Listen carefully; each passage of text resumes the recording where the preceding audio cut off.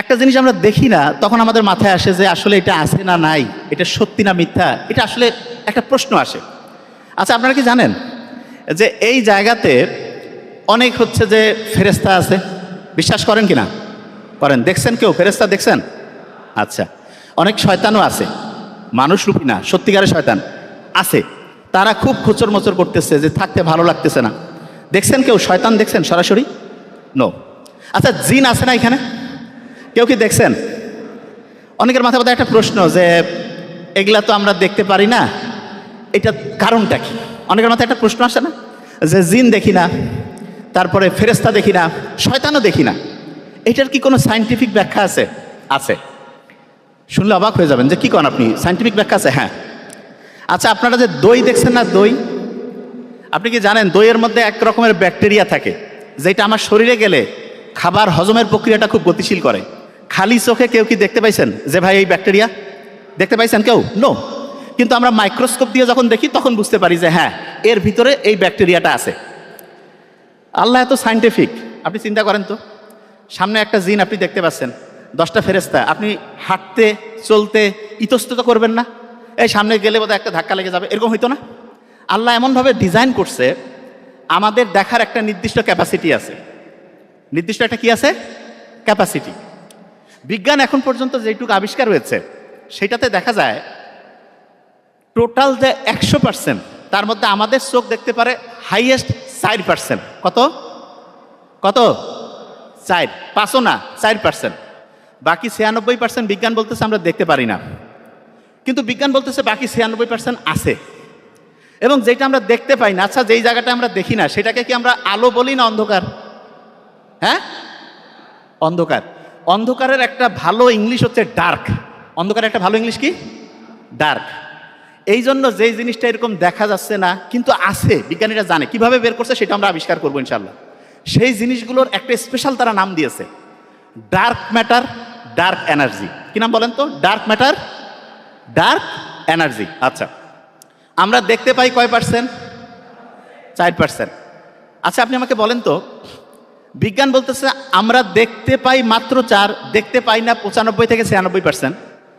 এটা তারা মানে, কিন্তু জিন আছে, ফেরেশতা আছে, তারপরে ওইটা শয়তান আছে। কোনো বিজ্ঞানী কি আজ পর্যন্ত বলছে যে আমরা স্বীকার করে নিয়েছি জিন আছে, ফেরেশতা আছে, শয়তান আছে? কোনো জায়গায় আর্টিকেল আসছে? আসে নাই। আচ্ছা, এখন প্রশ্ন হলো যে ভাইয়া বিজ্ঞানীরা তো এটা এখনো বলে নাই, আল্লাহ বলছে যে আছে, তাহলে আমরা কোনটা বিশ্বাস করব? কোনটা বিশ্বাস করব, এই জায়গাটা আমরা আসব, কিন্তু আমরা যুক্তি দিয়ে দেখব যে আসলে কোনটা বিশ্বাস করা উচিত। আচ্ছা, আমাকে বলেন তো, এই পৃথিবীটা মানে যে জায়গায় আমরা থাকি, এইটা তৈরি হয়েছে প্রায় 450 কোটি বছর আগে। কত বছর আগে? 450 কোটি বছর আগে। আচ্ছা, আপনার আমার বয়স বেঁচে থাকলে 100, 150, 200, 100 বছরের পরে হইল ধরেন 10 গুণ বাড়াইলাম 1000 বছর, আরো 10 গুণ বাড়াইলাম 10,000 বছর, আরো 10 গুণ বাড়াইলাম 1 লাখ বছর, 10 লাখ বছর, 1 কোটি বছর, 10 কোটি বছর, 100 কোটি বছর, 1000 কোটি বছর, এরকম হয় না? তা বিজ্ঞানীরা বলতেছে এই পৃথিবীটা তৈরি হয়েছে প্রায় 450 কোটি বছর আগে। কত বছর আগে? আচ্ছা, অনেকের মাথায় একটা প্রশ্ন আসে যে 450 কোটি বছর আগে আবিষ্কার হয়েছে, ওই সময় কি মানুষ টানুষ ছিল? ছিল নাকি কেউ যে 450 কোটি বছর আগে মানুষ ছিল? তা আমি অনেকের সাথে কথা বলি, অনেকে বলে যে এইটা বিজ্ঞানীদের আন্দাজে কথা, 450 কোটি বছর আগে কেউ ছিল না। ভোট যদি চুরি হয় রাতের আধারে, তো 450 কোটি বছর আগে লোকে ছিল না, তাহলে আসলে কি হয়েছে নাই কে জানে? ঠিক না? এরকম প্রশ্ন আসে না? এই কথা কন না কেন, মাথায় আসে না? আচ্ছা, আপনারা আজকে নিজে সব বের করে ফেলবেন যে 450 কোটি বছর আগে পৃথিবী যে তৈরি হয়েছে এটা সত্যি না মিথ্যা, সেটা আমরা এখনই আবিষ্কার করব। যে ভাই কীভাবে করবেন? খুব মজার একটা জিনিস আছে। ধরা যাক এই ভাইয়ের পকেটে 1000 টাকা আছে। কত টাকা? 1000। আমি বলছি যে এই ভাইয়ের পকেট থেকে অটোমেটিক 1000 টাকা অর্ধেক হইলে কত টাকা হবে? কত? 1000-এর অর্ধেক কত? 500। আল্লাহ দেখেন কত সায়েন্টিফিক। পৃথিবীতে বিভিন্ন মৌলিক পদার্থ আছে, বিভিন্ন উপাদান আছে, এগুলোর অর্ধায়ু বলে একটা জিনিস আছে। অর্ধায়ু, অর্ধায়ুটাকে আমি সহজ করে বলি। ধরা যাক এনার পকেটে 1000 টাকা আছে, 1 সপ্তাহ পরে এনার পকেটে টাকাটা অর্ধেক হয়ে যাবে। তাহলে এনার 1000 থেকে অর্ধেক হওয়ার যে টাইমটা, এইটাকে বলে অর্ধায়ু। কি বলে বলেন তো? অর্ধায়ু। তা আল্লাহ বিভিন্ন জিনিসের অর্ধায়ু কত, এটা আমরা বিজ্ঞানীরা বের করতে পারি। ইন্টারেস্টিং জিনিস। ধরা যাক এই মোবাইলটা, এই যে মোবাইলটা আছে না, খুব ইম্পর্টেন্ট জিনিস কিন্তু। এই যে মোবাইলটা, এই মোবাইলটার মধ্যে মনে করেন একটা কয়লা আছে। কি আছে বলেন তো? কয়লা। কয়লা। এই কয়লাটা আজ থেকে ধরা যাক যে 10,000 বছর পরে কেউ এই মোবাইলটা খুঁজে পাইছে।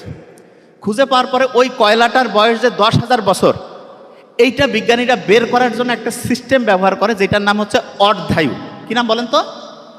আচ্ছা, আপনারা স্ত্রীকে অর্ধাঙ্গিনী বলে না?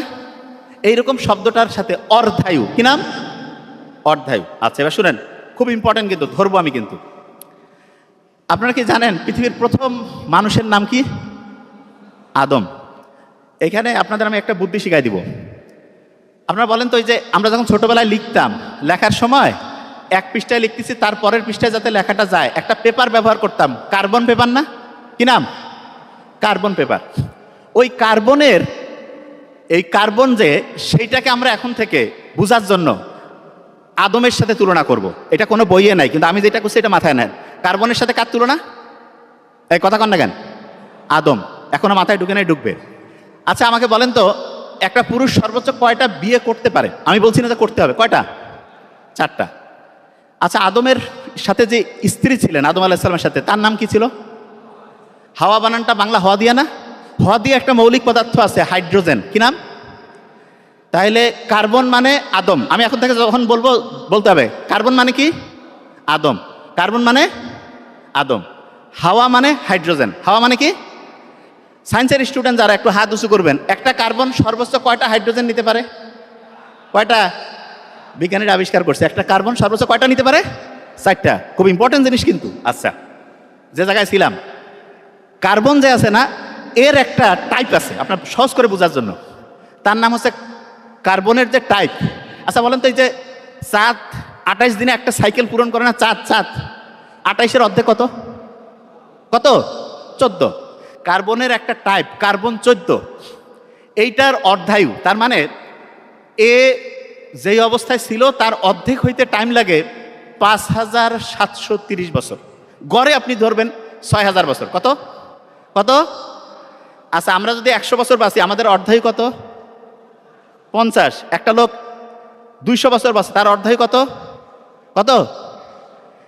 কার্বনের যে একটা টাইপ কার্বন 14, এইটার অর্ধায়ু প্রায় কত বছর? কত? 6000 বছর। মুহাম্মদ সাল্লাল্লাহু আলাইহি ওয়াসাল্লাম কতদিন আগে পৃথিবী থেকে প্রায় বিদায় নিয়েছেন? কতদিন? 1500 বছর আগে। শুনেন আগে, খুব ইন্টারেস্টিং। কার্বনের অর্ধেক হইতে লাগতেছে 6000 বছর। এই মোবাইলটার মধ্যে আমরা একটা কার্বনের টুকরা পাইছি। কার্বনের টুকরা পেয়ে আমি দেখলাম যে এটা ধরেন প্রথম যখন ছিল তখন ছিল 1000, তারপর আমি যখন মোবাইলটা পেলাম তখন দেখি কার্বনের ওই জিনিসটা 500 হয়ে আছে। তাহলে বলেন তো, এটা অর্ধেকে পরিণত হয়েছে না? অর্ধেকে পরিণত হয়েছে। তার মানে ওই যে কার্বনটা ছিল কতদিন আগের থেকে ক্ষয় হওয়া শুরু হয়েছে? আপনারা তো অনেক ভালো বুঝছেন। কতদিন আগের থেকে? অনেকে যদি না বুঝেন আবার বুঝবেন, আমি সহজ করে বলতেছি। যে কোনো একটা জিনিসের অর্ধায়ু, তার মানে যেই টাইমে সে অর্ধেক হয়, যেই টাইমে কি হয়? অর্ধেক। কার্বন 14, এইটার অর্ধায়ু হচ্ছে প্রায় 6000 বছর। কত? এক্স্যাক্টলি 5730, কিন্তু প্রায় 6000। আচ্ছা, এবার শোনেন, আপনার মনে হবে যে প্রায় 6000 বছর, তাই এইটা দিয়ে আমরা বের করতে পারি 50,000 বছর পর্যন্ত হিসাব বের করতে পারি। তাহলে অনেকের মাথায় একটা প্রশ্ন আসবে যে 50,000 বছর পর্যন্ত বের করি, তাহলে পৃথিবীর তো 450 কোটি, এটা কিভাবে করছে?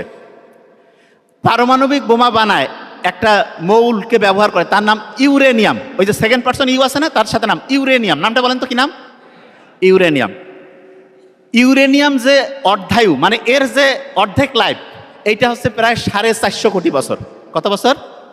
450 কোটি বছর। তা বিজ্ঞানীরা আমাদের এই যে পৃথিবী, এইখানে বিভিন্ন শিলাখণ্ড আছে, পাথরের টুকরা আছে, গাছের মধ্যে বিভিন্ন জিনিস পেয়েছে, সেইখানে দেখছে যেই ইউরেনিয়ামটা পাইছে সেইটা ঠিক অর্ধায়ু অবস্থায় আছে। কোন অবস্থায়? অর্ধায়ু। তার মানে ওর অর্ধেক লাইফ অবস্থায় সে আছে। তাইলে বলেন তো, তার অর্ধায়ু যদি 450 কোটি বছর হয় এবং যেই জিনিসটা আমি পাইছি সেইটা যদি অর্ধেক লাইফে আসে, তাহলে পৃথিবীর ওই জিনিসটার বয়স 10 কোটি বছর না 50 কোটি না 450 কোটি? কত? 450 কোটি বছর। এটা বুঝছেন মানে অসাধারণ ব্যাপার। এটা বিজ্ঞানের একটা জটিল জিনিস, আপনারা বুঝছেন। আলহামদুলিল্লাহ বলি, আলহামদুলিল্লাহ। ব্রেন তার মানে সবার খুব পরিষ্কার আছে। আমি টেস্ট করলাম যে ব্রেনটা বুঝতে পারতেছে কিনা, কতটুকু পর্যন্ত সায়েন্স আমরা বলবো। আচ্ছা এবার শুনেন, কার্বন মানে কি? কার্বন মানে আদম, হাওয়া মানে হাইড্রোজেন। একটা কার্বন সর্বোচ্চ কয়টা হাইড্রোজেন নিতে পারে? 4টা। আচ্ছা এবার যে জায়গায় আমি ছিলাম, খুব ইম্পর্টেন্ট, এই যে পৃথিবীটা, এই পৃথিবীটার চাইতে আমরা জানি যে সূর্য হচ্ছে 13 লক্ষ গুণ বড়, এটা সবাই জানে। এটা ওকে ফাইন। এই যে আলোটা দেখতেছেন না, এই আলো 1 সেকেন্ডে যদি পৃথিবীর চতুর্দিকে চক্কর লাগায়, গোটাল পৃথিবীটা প্রতি সেকেন্ডে সে 7 বার চক্কর লাগাইতে পারে। 1 সেকেন্ডে জাস্ট ঘড়ি ধরলেন, 1 সেকেন্ড হইল, সারা পৃথিবীটা সে 7 বার চক্কর লাগাইল। তাহলে আপনি বুঝতে পারছেন আলো 1 সেকেন্ডে কত দৌড়ায়? প্রায় 3 লাখ কিলোমিটার। 3 লাখ কিলোমিটার। আচ্ছা আলো 1 সেকেন্ডে 3 লাখ, এটা শুনেন আগে, তাইলে বুঝবেন যে আল্লাহ কি কাজ করছে। এইটা 1 মিনিটে কত যাবে? 1 ঘন্টায় কত? 10 ঘন্টায় কত? 24 ঘন্টায় কত? 1 সপ্তাহে কত? 1 মাসে কত? 3 মাসে কত? 6 মাসে কত? 9 মাসে কত? 1 বছরে আলো যখন এরকম দৌড়ায় সেটাকে বলে 1 আলোকবর্ষ। কি বলে বলেন? 1 আলোকবর্ষ। শোনেন, খুব ইম্পর্টেন্ট। এই যে আমাদের যে পৃথিবী, সূর্য যেই মিল্কি ওয়ের মধ্যে আছে, যেই ছায়াপথের মধ্যে আছে, এই ছায়াপথের এই পাশ থেকে এই পাশ, ধরেন যে আমি এইখানে আছি, এইখান থেকে ওইখানে আমার রাস্তাটা পার হইতে ধরেন 10 মিনিট লাগবে। তা যেই আলো 1 সেকেন্ডে 3 লাখ কিলোমিটার দৌড়ায়, এইটা আমরা যে সৌরজগতে আছি, সেই সৌরজগতের এই পাশ থেকে এই পাশের আলো যাইতে বলেন তো কতক্ষণ টাইম লাগতে পারে? জাস্ট আমরা যে পৃথিবীর এই জায়গায় আছি, কতক্ষণ টাইম লাগতে পারে? কি 1 মাস লাগবে? 1 বছর?